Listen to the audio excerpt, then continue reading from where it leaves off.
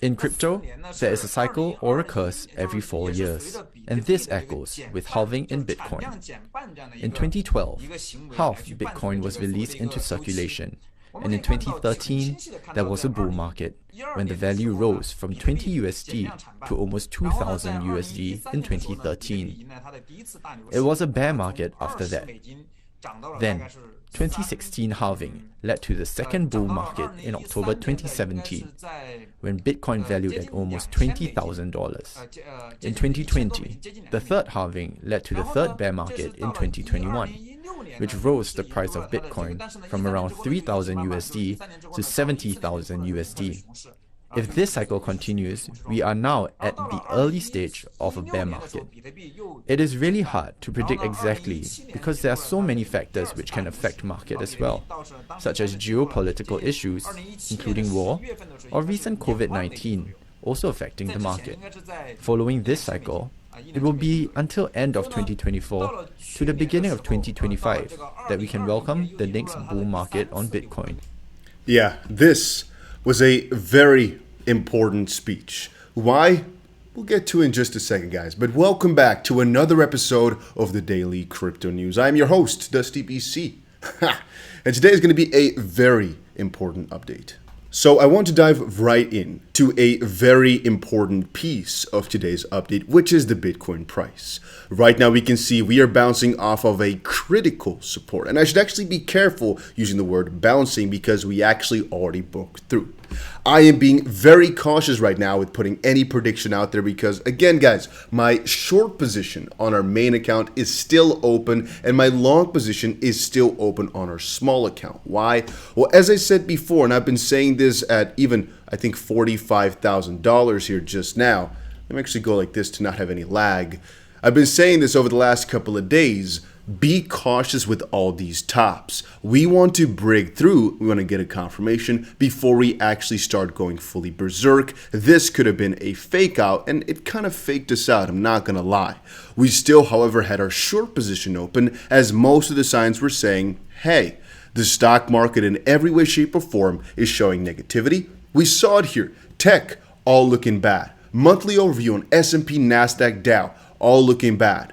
Longer term, I think Bitcoin/crypto is really one of the best choices. But take a look at this. The S&P on a monthly spectrum here going down. NASDAQ on a monthly, even though it's not really showcasing it properly just now, it's going down. Why? Take a look at this article right here. This is over on Fortune. Tech investors are suffering the second stocks rout of the CV pandemic, and Wall Street thinks it could get far worse. Now, actually, on a lot of different levels, it is doing not so good. We've talked about this before. There's a multitude of different reasons why people right now are being skeptical.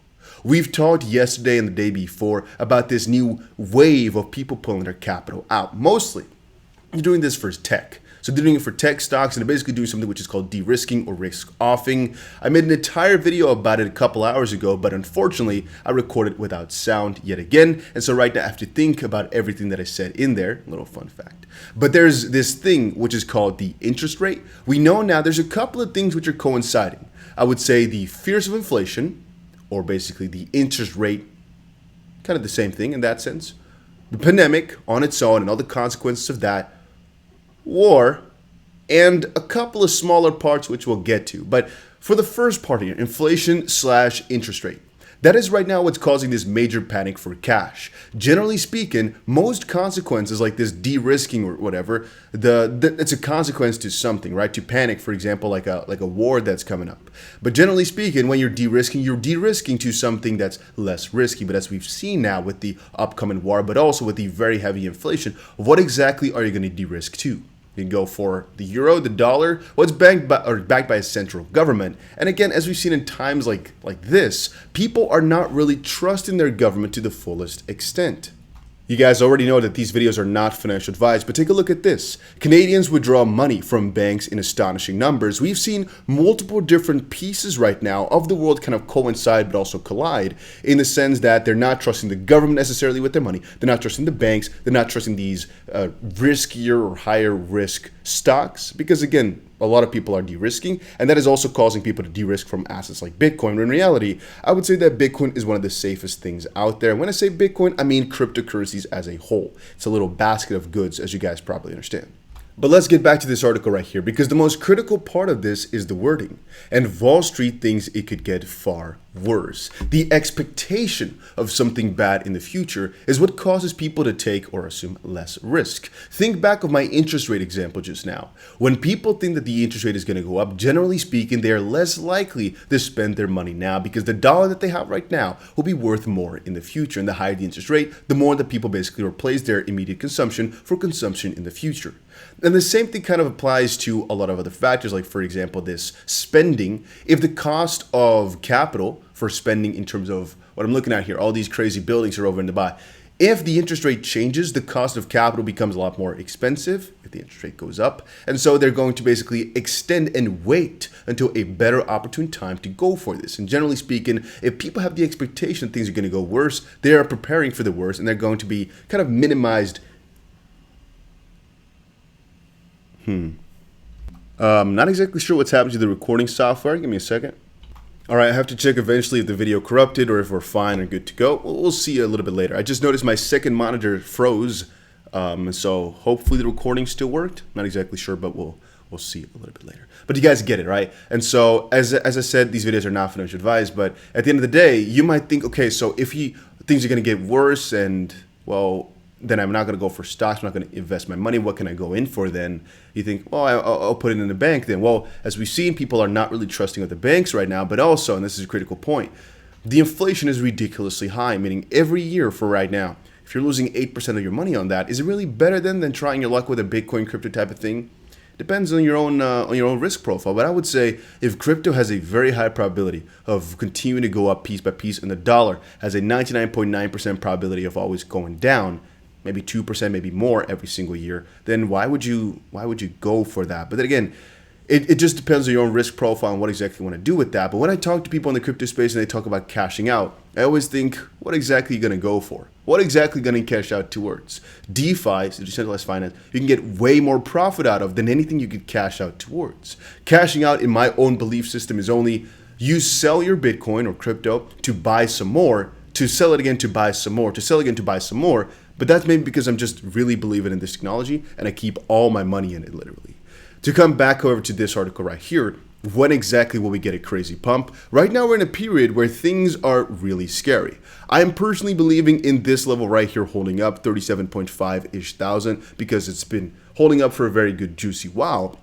Then again, we have broken through it before. It's not a guarantee. And for the XP price, for example, right now we are facing a triple bottom. Things, however, might have changed in the short term. Yeah, so here again on the XP price, we are seeing that we're facing a triple bottom, which basically was at the 50 EMA as well. Right now we have broken down, however.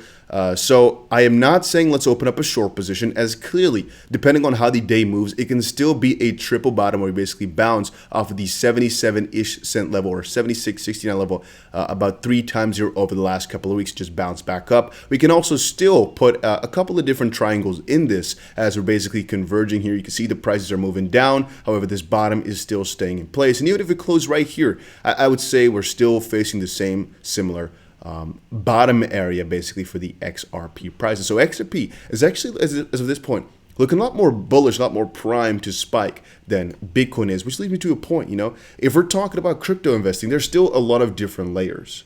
There is just generally speaking the Bitcoin price, which is just the bottom / foundation of everything. Wherever Bitcoin goes, the general market goes, but there's outliers. XRP, for example, right now it's moving mainly because of the lawsuit. I honestly believe it can go on a rush completely on its own. And Bitcoin, I think, is more so susceptible to these cycles here. This individual from Huobi here, for example, the founder of Huobi, he is mostly talking about it in the sense that it's going to follow these cycles from the halvings, which makes sense. It's definitely not something stupid, but I would say a coin like XRP as its baseline will follow Bitcoin, but can definitely deviate from these halvings and cycles a lot more. And also, just because it happened in the past does not mean for any certainty that it's going to happen again in the future. And so following these halving cycles, for example, is also not something which you can do, even though there is a lot of sense in there. But that makes things a little bit more difficult, these little underlying things. Before I forget to, guys, there's two things I want you to do. Make sure you check me out over on Instagram. I have a couple of really fun parts in here. For example, I went somewhere. You guys can go check this out. It's pretty fun. But also, Twitter. If you're not following me over there just quite yet, at TheDustyBC, make sure you check it out right now. Link will be down below. And let's dive a little bit into some XRP news. I saw this just now. XRP versus SEC. Why court may reject SEC's motion over Hinman's speech. The XRP v SEC Ripple lawsuit has come to a point where it will be decided whether XRP is a security or not. Now, a little bit later, guys, I will make an update for you guys, mostly on the most important decision in the Ripple v SEC lawsuit, which is coming out shortly here, as things really are coming to a conclusion. Whether or not you believe that the Bitcoin bottom is in, it doesn't really matter, as I'm just buying like a freaking madman and you do whatever you want to do. Some of you guys commented saying, man, there's more and more bottoms my kids need to eat. It's pretty weak if you ask me, but okay, I digress. I personally think that XRP as of this point, and I'm not saying this because I'm biased, no, I'm saying this purely because of the facts, is at a critical point where, well, most things in the lawsuit are looking in favor of Ripple, which means that XRP has a high likelihood to win. Most of the community members have really shifted their mind as well to, yeah, at first it was like but now it looks so certain that Ripple's going to do this, that I think it honestly, and again, this is not advice but my opinion, it is one of the best moments to just get into XRP for the longer term. It is relatively expensive, I'm going to admit, yes, but it's still one of the best points if you ask me. One more thing, guys. A link down below is going to be for Bybit. If you want to trade XRP with leverage, make sure you check it out. But there's also going to be a link for Bitrue. That's usually where I buy my XRP, and now I'm staking it mostly on there as well, because you get a return for having your XRP on there. One thing, don't put more, into a platform like that, like crazy amount. But I must say again, I put a lot of money into those things because it generates a whole freaking ton of money as well. So it's a way off, for risk and reward. But honestly, right now, I think it's a pretty good time to just stack up on your money that way. Then let's see if I had some news here or just opened Twitter by accident. No, here we go. This one was the one that was the news. Crypto Aries shared this over on Twitter. A stat snack. Ownership of crypto global average 10.2%. Top: Thailand, Nigeria, Philippines, Turkey, Argentina. Bottom: Russia, Israel, Morocco, Saudi Arabia, Ghana. Source: January Digital 2022 Global Overview Report. But I just found it something really interesting to watch, all the different countries and respectively the ownership of crypto in terms of a percentage of internet users aged 16 to 64 who own some form of crypto. I think it's always a fun thing to watch. And again, it makes you realize how early we still are, which is not completely true because if we look at a couple of countries here, I had to really move my head like this to see exactly what country was number one. But Thailand here, for example, the percentage is like 20. So 20% of internet users within, the I would say, what can I call this? Working population age. 20%, so 1/5. If you look at a person using the internet in Thailand, 1 out of 5 owns crypto. That is insane. I would have never expected Thailand to be number one in that sense. But that is juicy stuff. Just quickly letting you guys know about that. I like these numbers, like getting into them, like looking at them.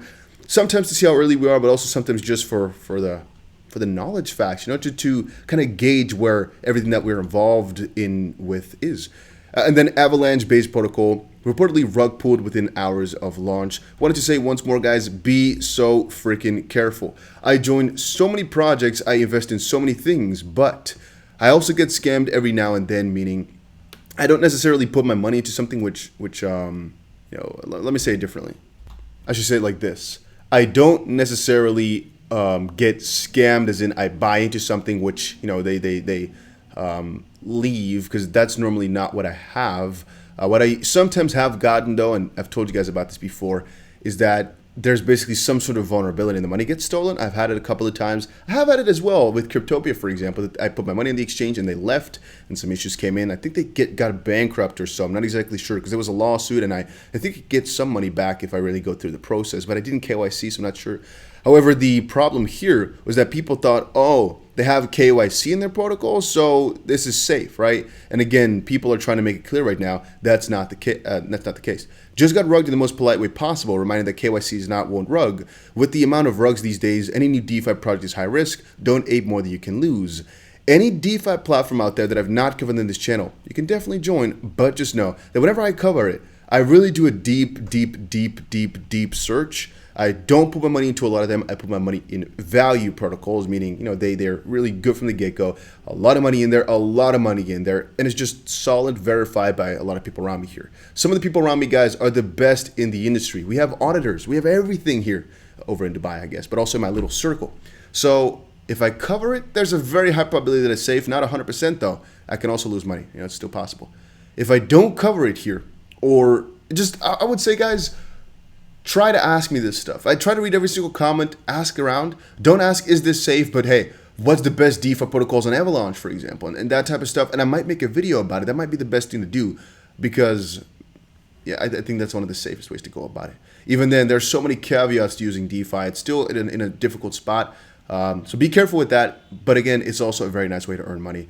But I'll get to that in a couple of different videos later on. So guys, that was it for today's video. Hopefully you all enjoyed it. If you did, make sure you press the like button and subscribe to the channel. And I'll definitely see you guys again in another crypto video soon. We covered the most important parts, which is right now the crypto space at a critical point to kind of come back around. And I honestly believe that this might be one of the best positions ever to open up a long position for Bitcoin, as I honestly don't think we're going to fall way worse. Otherwise, it's going to be a little difficult point.